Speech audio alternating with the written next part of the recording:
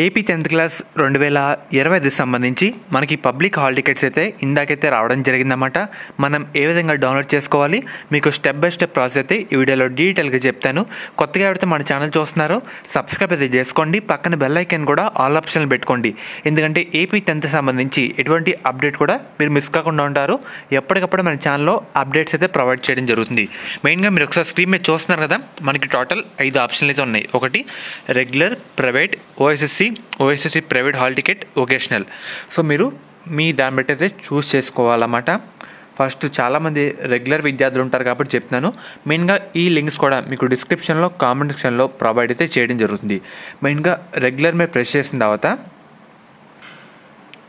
ఇక్కడ మీ జిల్లా ఏంటి, ఉదాహరణగా నేను కాకినాడ అయితే సెలెక్ట్ చేస్తున్నాను. అండ్ అలాగే కాకినాడలో మీ స్కూల్ పేరు ఏంటి చూస్తున్నారు కదా, జెడ్పీఐ స్కూల్ శ్రీకిరణ్. సో మాధురి విద్యాలయం ఉంది కదా, అది సెలెక్ట్ చేస్తున్నాను.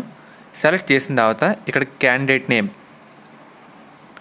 ఇలాగా మీ జిల్లా, మీ స్కూల్, మీ క్యాండిడేట్ వారీగా మీ డీటెయిల్స్ అయితే ఎంటర్ చేసి మనమైతే డౌన్లోడ్ చేసుకోవాల్సి ఉంటుందన్నమాట. ఇక్కడ డేట్ ఆఫ్ బర్త్ ఉంది కదా, మీ డేట్ ఆఫ్ బర్త్ ఏదో ఒకటి సెలెక్ట్ చేసుకొని ఇక్కడ కొంత డౌన్లోడ్ హాల్ టికెట్ ఉంటే మన హాల్ టికెట్ అయితే డౌన్లోడ్ అయితే కావడం జరుగుతుంది. సేమ్ ఇలాగా ప్రైవేట్ దానికి కూడా అంతే.